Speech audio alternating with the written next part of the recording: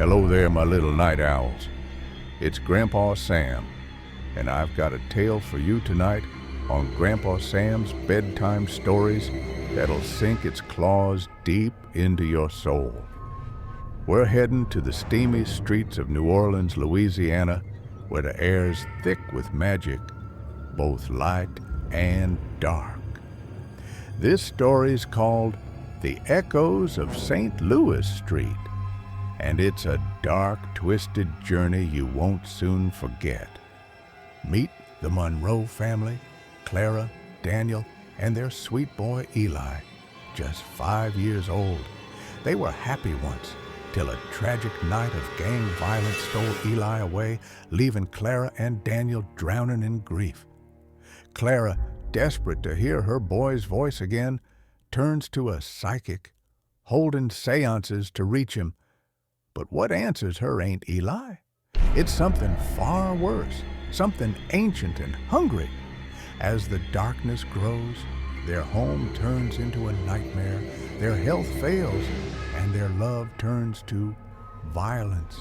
A voodoo witch only makes it worse, till an old preacher, crossing their path by chance, steps in to fight a battle straight out of hell. This tale is dark, my dears, darker than the bayou at midnight, but there's a light at the end if you can survive the shadows. Hit that like button if you're ready to be scared, and subscribe with the bell so you don't miss a single one of Grandpa's tales. Tell your friends to join us if they dare. Now, let's dim the lights, hold your breath, and walk down St. Louis Street. On the Monroe's home on St. Louis Street in the French Quarter of New Orleans was a narrow Creole townhouse, its pale yellow walls peeling under the weight of humidity, its iron balcony overlooking a street where the scent of magnolias mixed with the tang of the Mississippi. Clara Monroe, a 32-year-old school teacher with warm brown eyes and a laugh that used to echo through the house, would sit on that balcony with her 5-year-old son Eli, pointing out the street performers below. Daniel Monroe, 34, a jazz saxophonist with calloused hands and a quiet intensity, would play lullabies for Eli, his music weaving through the humid air like a prayer. Eli, with his father's curly hair and his mother's curious gaze, would clap along, his tiny voice singing off-key, filling their home with light. That light was extinguished on April 12th, 2021, when the city's darker currents swept through their lives. The Monroes were walking home from one of Daniel's gigs at a club on Frenchman Street, Eli clutching a plastic trumpet he'd begged for, mimicking his father's playing with a toothy grin. They took a shortcut through a dimly lit alley near Rampart Street, the sound of laughter and jazz fading behind them. Without warning, gunfire erupted, a gang dispute over territory spilling into the open. Daniel reacted on instinct, pulling Clara to the ground and shielding Eli beneath him, but a stray bullet tore through the night, striking Eli in the chest.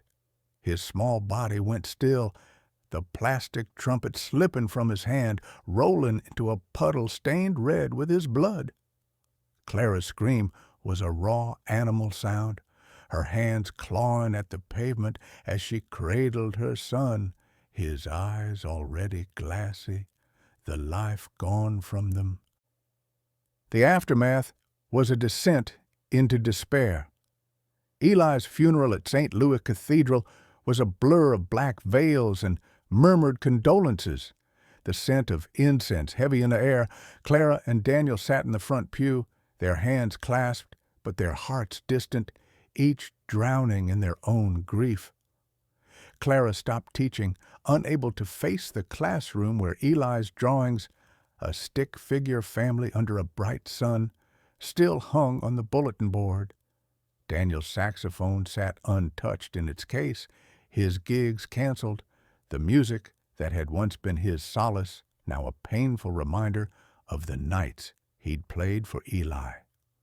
They spoke in monosyllables, their conversations brittle, their home a mausoleum of memories where every corner held the ghost of Eli's laughter. Clara's grief turned to desperation by early May.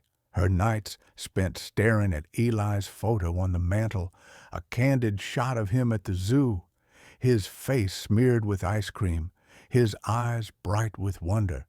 She couldn't accept that he was gone, couldn't bear the silence that had replaced his voice.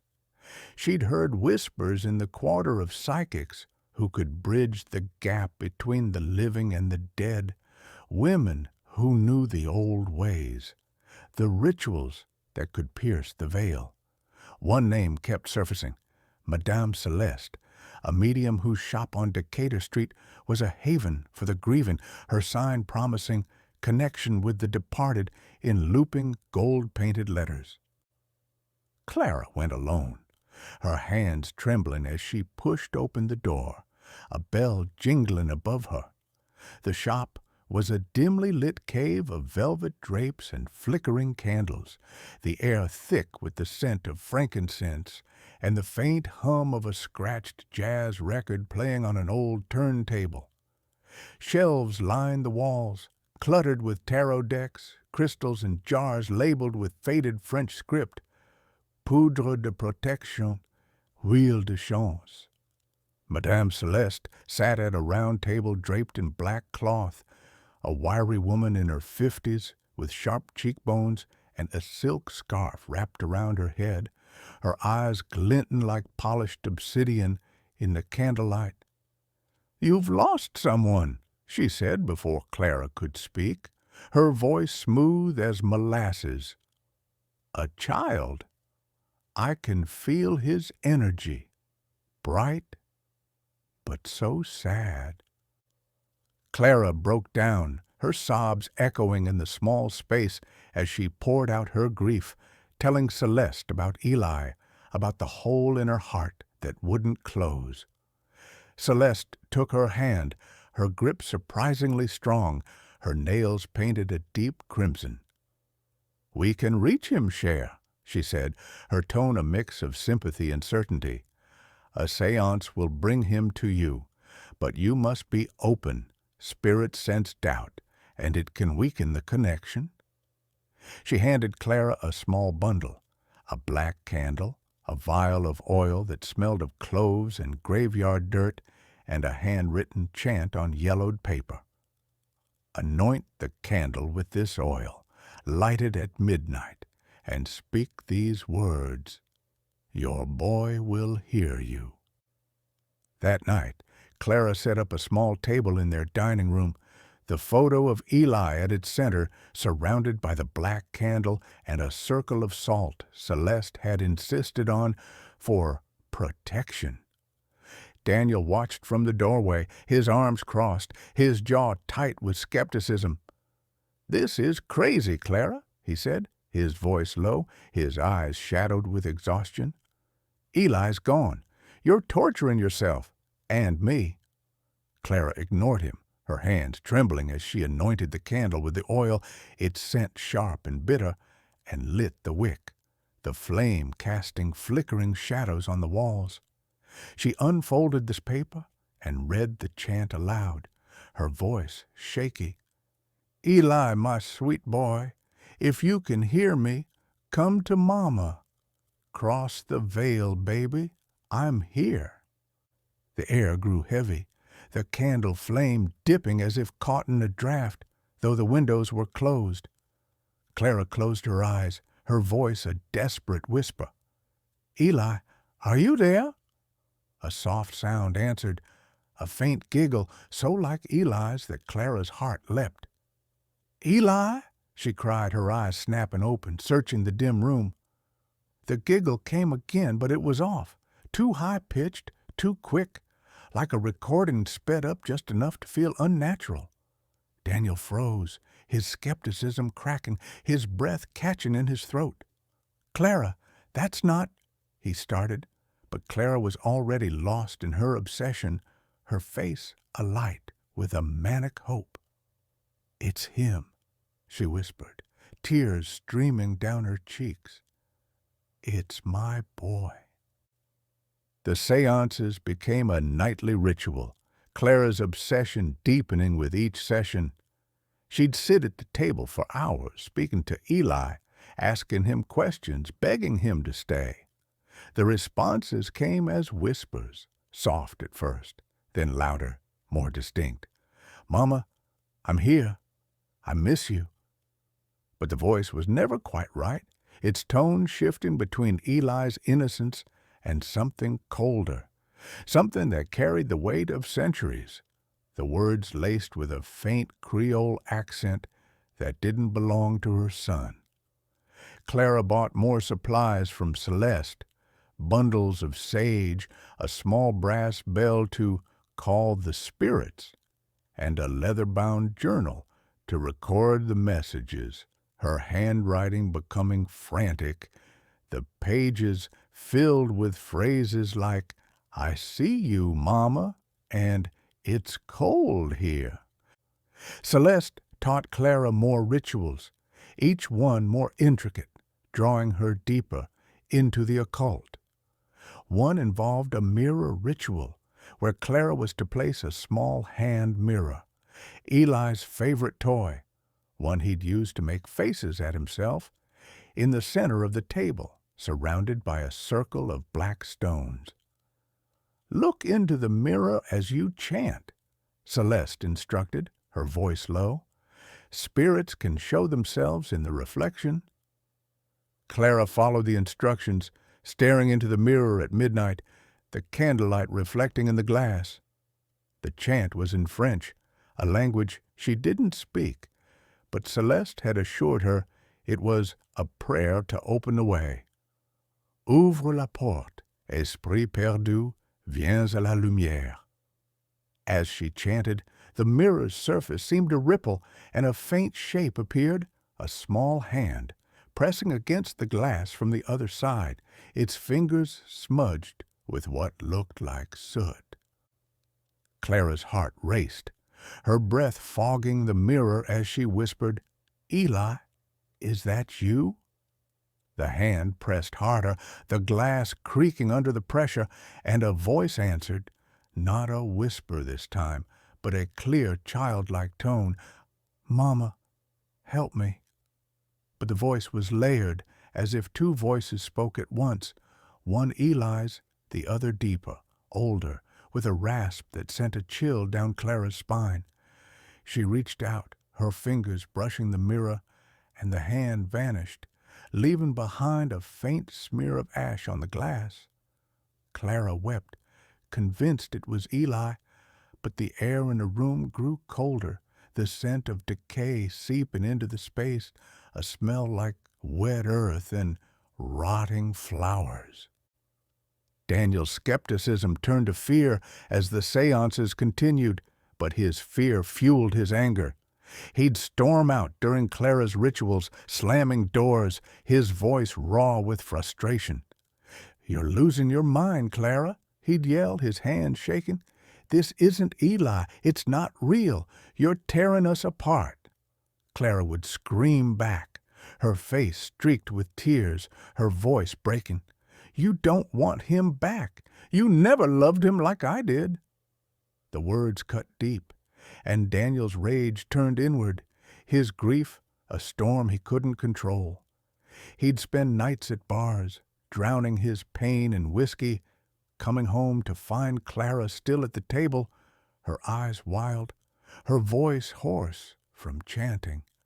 By June, the St. Louis entity began to manifest in ways that felt disturbingly real, grounded in the minutiae of their daily lives. It started with small, inexplicable things. Eli's plastic trumpet, which Clara had kept on his dresser, would play a single off-key note in the middle of the night, the sound echoing through the house. Clara would find Eli's crayons scattered on the floor in patterns that looked like writing, but the shapes were wrong, jagged and unfamiliar, as if drawn by a hand that didn't understand how to hold a crayon. One morning, Daniel opened the fridge to find Eli's favorite juice box, unopened since his death, sitting on the top shelf, condensation beading on its surface as if it had just been placed there. The manifestations grew more unsettling, their realism amplifying the terror. Clara would hear Eli's voice calling her from the backyard, a small courtyard where he used to play, his tone so clear she'd run outside, her bare feet slipping on the dew-slick stones. But the courtyard would be empty, the air heavy with the scent of rotten magnolias, and the voice would fade into a low, guttural hum that seemed to come from the ground itself. Daniel found muddy footprints on the hardwood floor one evening, small prints that matched Eli's sneakers, leading from the front door to his bedroom, but the door hadn't been opened, and the mud was black, sticky, smelling of swamp water and decay. Clara's health began to deteriorate, the entity's presence taking a physical toll. She'd wake with nosebleeds, the blood staining her pillow, her hands trembling as she wiped it away. Her hair fell out in clumps, leaving bald patches on her scalp, and her skin turned sallow, her cheeks hollow as if she hadn't eaten in weeks, though she forced herself to cook every night, setting a plate for Eli out of habit. Daniel wasn't spared. He developed a cough that wouldn't stop, a wet, rattling sound that left flecks of blood on his handkerchief, his body wasting away, his ribs visible beneath his skin. He'd collapse into fits of shivering, his teeth chattering even in the humid summer air, his dreams filled with visions of Eli standing at the foot of his bed, his eyes empty sockets, his mouth moving silently. The entity's influence turned their relationship violent, feeding on their grief and rage. The whispers now spoke to both of them, planting seeds of blame and hatred. Clara would hear, "He let me die, Mama. Daddy didn't save me," while Daniel heard, "She blames you. She'll never forgive you." One night, driven to the edge by the voices, Daniel grabbed Clara by the arms, his grip bruising her skin as he slammed her against the wall, his voice a snarl. "You did this to us," he roared, his eyes bloodshot, his breath reeking of whiskey. Clara screamed, clawing at his face, her nails drawing blood. "You let him die," she shrieked, her voice breaking, the entity's laughter a faint echo behind her words. They collapsed in a heap, sobbing, their love buried beneath layers of pain. Clara returned to Madame Celeste, her desperation palpable, her hands shaking as she clutched the ash-smeared mirror.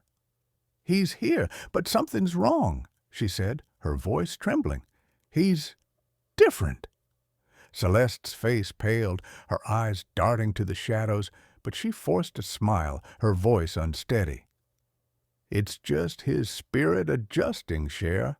Don't worry, it's still your boy. Keep the connection open."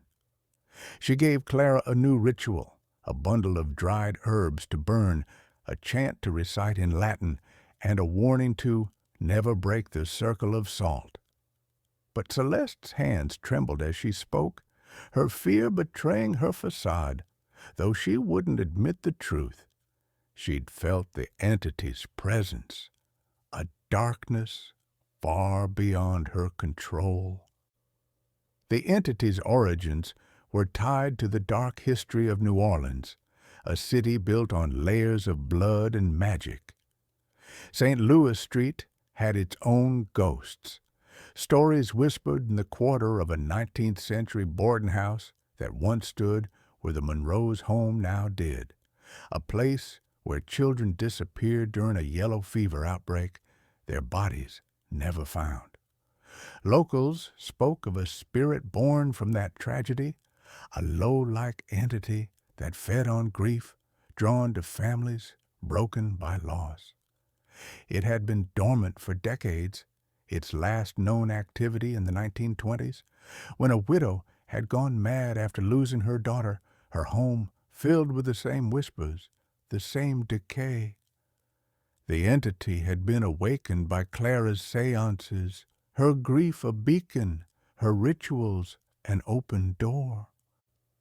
Desperate for a solution, Clara and Daniel turned to Mama Odette, a voodoo priestess known in the quarter for her power over spirits. Her shop on Chartres Street was a cramped, shadowy space, its walls lined with shelves of candles, bones, and jars filled with herbs, roots, and things that moved in the murky liquid, snakeskins, frog legs, the eyes of a goat. The air was thick with the scent of vetiver and blood, a copper tang that made Clara's stomach turn. Mama Odette, a stooped woman with a face like carved ebony, her eyes milky with cataracts, listened to their story, her gnarled hands tracing a V on the counter with chalk dust.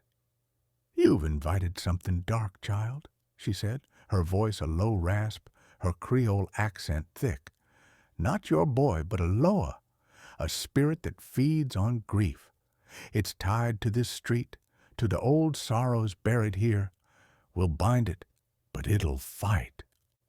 Mama Odette prepared a ritual, her movements deliberate, her chants a mix of French and Creole, invoking Papa Legba to open the gates and Baron Samedi to guard the dead.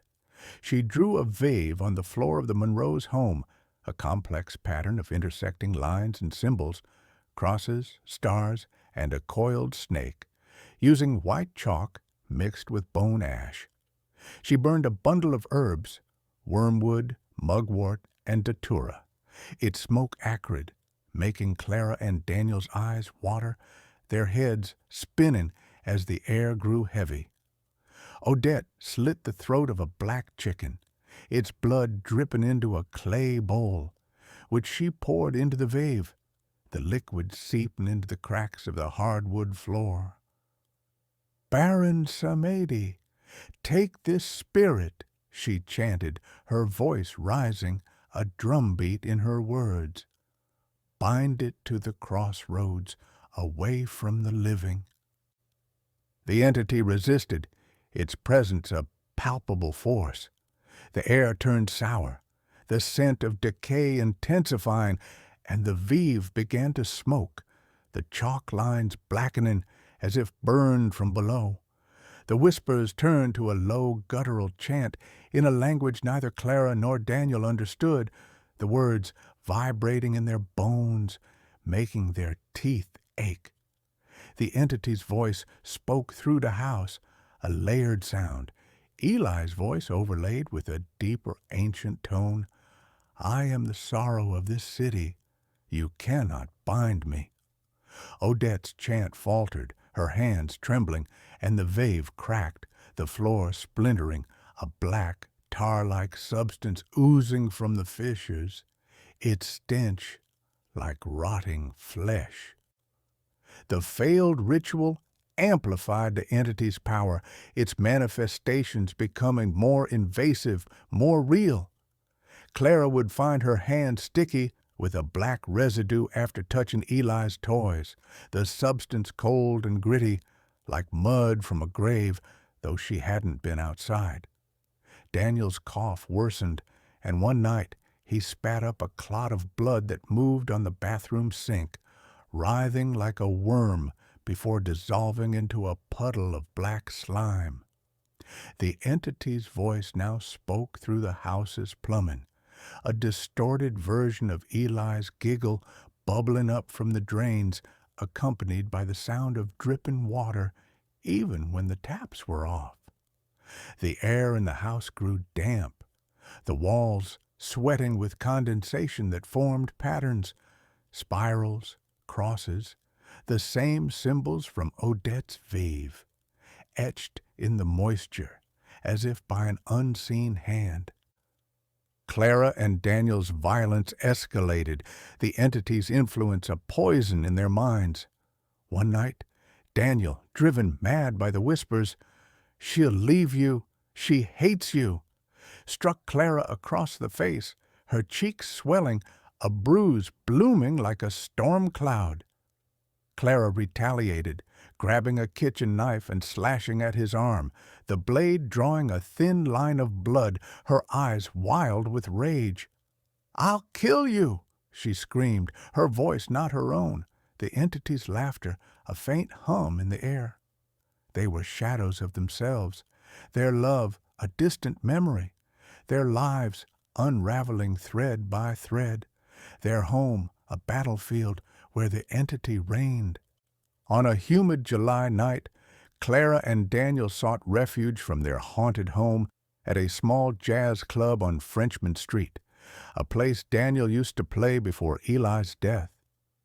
They sat in a corner booth, their faces gaunt, their hands trembling as they shared a bottle of bourbon, the music a painful reminder of better days. The club was crowded, the air thick with cigarette smoke and the sound of a trumpet weaving through a mournful tune. They barely spoke, their silence heavy with unspoken blame, their eyes hollow as they watched the musicians play. An old man approached their table, his white hair damp with sweat, his coat slightly rumpled from the humid night. He carried a battered Bible under his arm, his face weathered but kind, his eyes sharp with a quiet intensity.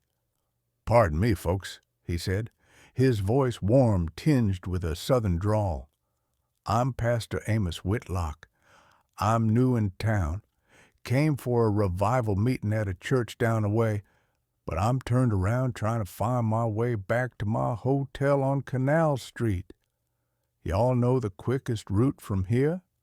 I'd be much obliged for some directions." Clara hesitated, her grief making her wary of strangers, but Daniel, softened by the bourbon and the music, nodded. "It's not far," he said, his voice hoarse. "You head west on Frenchman, then turn right on Decatur. It'll take you straight to Canal, maybe 10 minutes on foot." Amos smiled, his gratitude genuine. "Thank you, son," he said, then paused, his gaze lingering on them, a flicker of concern crossing his face. "Y'all look like you been through a storm. You holding up all right?" Clara's eyes filled with tears, the question piercing the fragile wall she'd built around her pain. "We're not," she whispered, her voice breaking. Daniel looked away, his jaw tight, but Amos pulled up a chair, sitting across from them, his presence calm, unassuming. "I've seen a lot of sorrow in my years," he said, his tone gentle. "I'm a preacher, been walking with the Lord a long time. If you're hurting, I'm here to listen. Sometimes talking helps more than folks realize." They poured out their story, the words tumbling from Clara first, then Daniel, their voices raw as they spoke of Eli's death, the séances, the voodoo ritual, and the nightmare their home had become. Amos listened quietly, his hands folded on the table, his eyes filled with compassion, but also a growing awareness, a sense of something deeper at play. The entity, sensing Amos's spirit-filled presence, withdrew its manifestations, the whispers that had followed Clara and Daniel even to the club falling silent, the air around them lightening imperceptibly. Amos felt the shift, a subtle lifting of the oppression, but he didn't press, his approach slow and probative, seeking to understand before acting. "You've been through more than most could bear," Amos said, his voice steady. "I hear the pain in your words, but I also hear something else, something dark that's taken hold. I've seen it before, in places where grief opens doors it shouldn't. I don't mean to overstep, but would you let me come to your home, pray with you? The Lord's got a way of bringing light to the darkest places, if you're willing." Clara and Daniel exchanged a glance, their desperation outweighing their doubts, and nodded. "We'd like that," Clara said, her voice trembling with a flicker of hope. They led Amos back to St. Louis Street, the night air heavy with the scent of rain, the streets slick with humidity. As they entered the house, Amos felt the shift immediately. The air was thick with a spiritual weight, the scent of decay seeping back in, though the entity remained hidden, its presence muted in the face of Amos's faith. The walls were damp, the condensation forming faint patterns of spirals and crosses, the black residue from the vive still staining the floor. Amos's eyes narrowed, his hand tightening on his Bible, but he didn't confront the entity yet, instead taking time to sit with Clara and Daniel, asking questions, probing gently into their experiences. "Tell me more about these séances," Amos said, his tone calm but searching. "What did you feel? What did you hear?" Clara described the whispers, the mirror ritual, the ash on the glass, her voice trembling as she spoke. Daniel added his own experiences, the muddy footprints, the juice box, the voice in the drains, his hand shaken as he recounted the visions of Eli in his dreams. Amos listened intently, his brow furrowed, his mind piecing together the nature of the entity, recognizing its patterns from his years of ministry in places where the occult had taken root. "And this voodoo ritual," Amos continued, his voice steady. "What did the priestess do exactly?" Clara explained the vave, the blood sacrifice, the chants to Baron Samedi, her voice faltering as she described the entity's resistance, the black ooze, the guttural chants. Amos nodded, his expression grave. "You've opened a door to something that ain't your boy," he said, his tone firm but kind. "It's a spirit, an evil one, feeding on your grief, using your pain to grow stronger. But it don't have to win. The Lord's stronger than any darkness if you're ready to fight with Him." The entity, sensing the threat, began to stir, its presence creeping back into the room. The air grew colder, the scent of decay intensifying, and the whispers returned, faint at first, a low hum that made the walls vibrate. Amos felt the shift, his eyes narrowing, but he remained calm, his faith a shield that kept the entity at bay. "It's here," he said, his voice low, "but it's hiding 'cause it knows the power of the Holy Ghost. We'll face it, but first I need to know you're ready. Do you want to be free? Do you want Jesus to save you? 'Cause if you ain't ready, I can't force it. It'll make things worse." Clara and Daniel, their hands clasped, nodded through their tears. "We want to be free," Clara whispered, her voice breaking. "We want Jesus," Daniel added, his voice hoarse, his eyes filled with a flicker of hope. Amos nodded, his eyes blazing with faith. "Then let's stand together," he said, rising to his feet, his Bible in hand. The entity's whispers grew louder, a guttural chant that filled the room, the black residue on the walls bubbling, the air thick with a palpable malice. Amos raised his Bible, his voice a thunderclap that cut through the darkness. In the name of Jesus Christ, I command you to be silent. By his blood, let these folks hear the truth." The entity's voice choked off mid-chant, the air shuddering, and a heavy silence fell, broken only by the sound of rain against the windows. But the silence was short-lived. The entity roared back, its presence surging, the room trembling as the black ooze on the walls began to drip, pooling on the floor, its stench overwhelming, a mix of rotting flesh and swamp water that made Clara gag. The entity spoke, its voice a layered cacophony, Eli's childish tone overlaid with an ancient gravelly snarl. "You cannot cast me out, old man. I am the sorrow of this city. I am eternal."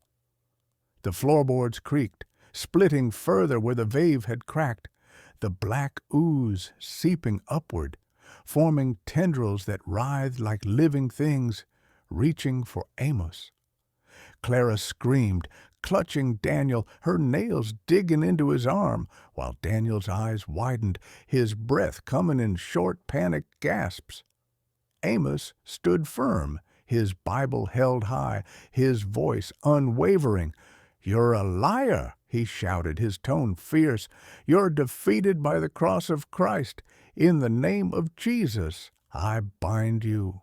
The entity fought back with a ferocity that shook the house to its foundations. The windows rattled in their frames, the glass spiderwebbing with cracks, the sound like gunfire in the small space. The air grew colder, frost forming on the walls, creeping up in jagged patterns that mirrored the Vevez symbols, the temperature plummeting until Clara and Daniel's breaths fogged in the air. The entity's voice rose to a shriek, a sound that wasn't human, wasn't Eli, but something ancient and primal, a wail that carried the weight of centuries of grief, the children lost to yellow fever, the families torn apart on St. Louis Street. "They're mine," it screamed, the tendrils of ooze lashing out, wrapping around the legs of the dining table, snapping the wood like kindling. Amos dropped to his knees, not in defeat, but in prayer, his voice rising above the entity's shrieks, a steady stream of scripture and supplication. "The Lord is my shepherd, I shall not want," he quoted, his voice a beacon in the chaos, Psalm 23:1. "He maketh me to lie down in green pastures. He leadeth me beside the still waters." The entity's shrieks turned to a hiss, the tendrils recoiling as if burned, the ooze bubbling and steaming where it touched the floor near Amos. Clara and Daniel clung to each other, their tears falling, their bodies trembling, but a spark of hope flickered in their eyes as they watched Amos, his faith a fortress against the darkness. The battle stretched on, the entity's resistance a storm that battered the house. The lights flickered, plunging the room into darkness, the only illumination coming from the faint glow of the street lamp outside, its light filtering through the cracked windows in jagged shards. The entity's voice shifted, mimicking Eli's perfectly now, a cruel taunt. "Mama, Daddy, why won't you save me?" Clara sobbed, her hands covering her ears, the sound of her son's voice a knife in her heart. Daniel's face twisted with anguish, his fists clenching, but Amos's voice cut through the deception. "That ain't your boy," he shouted, his tone fierce. "That's a demon, twisting your pain. Don't listen to it. Listen to the Lord." Amos stood, his Bible open in his hand, and began to pray in tongues, his words a fiery torrent, a language of the Spirit that filled the room with a palpable power. The entity's hiss turned to a scream, the sound so shrill it made the windows shatter, glass raining down, the shards catching the faint light as they fell. The ooze on the floor surged, forming a shape, a shadowy figure, childlike but wrong, its limbs too long, its movements jerky, like a marionette with tangled strings. It lunged at Amos, its hands outstretched, but Amos didn't flinch, his voice rising. Submit yourselves therefore to God, resist the devil, and he will flee from you. James 4:7. The shadowy figure froze, its form trembling, the ooze dripping from its edges like melting wax. Amos stepped forward, his faith a weapon, his voice unwavering as he quoted more scripture.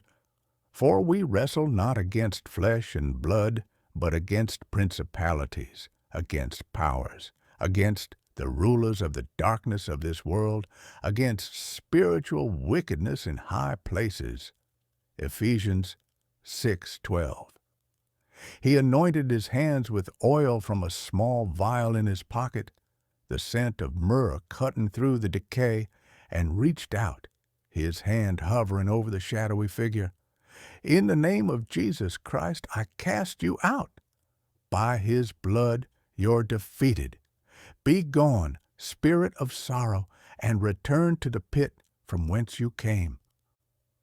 The entity's scream reached a crescendo, a sound that shook the house, the walls groaning as if they might collapse. The shadowy figure dissolved, the ooze retreating, sinking back into the cracks in the floor, the air clearing as the stench of decay was replaced by the scent of rain and myrrh. A warmth filled the room, not a physical heat, but a spiritual one, a peace that settled over Clara and Daniel like a blanket, their trembling slowing, their breaths steadying. The frost on the walls melted, dripping down in rivulets, the condensation patterns fading, the house falling silent save for the soft patter of rain outside. Amos knelt beside Clara and Daniel, his face glistening with sweat, his voice gentle now, a stark contrast to the fire of the battle. It's gone, he said, his tone warm, his eyes kind. The Lord's delivered you, but the fight ain't just against that spirit, it's against the pain that let it in. You've got to hold fast to Jesus. Let him heal what's broken. He opened his Bible, his fingers finding a passage he knew well, and read aloud. Come unto me, all ye that labor and are heavy laden, and I will give you rest. Take my yoke upon you, and learn of me. For I am meek and lowly in heart, and ye shall find rest unto your souls. Matthew 11:28-29. Clara and Daniel wept, their hands clasped, their tears a release of months of torment. Jesus came to set you free, Amos continued, his voice a balm.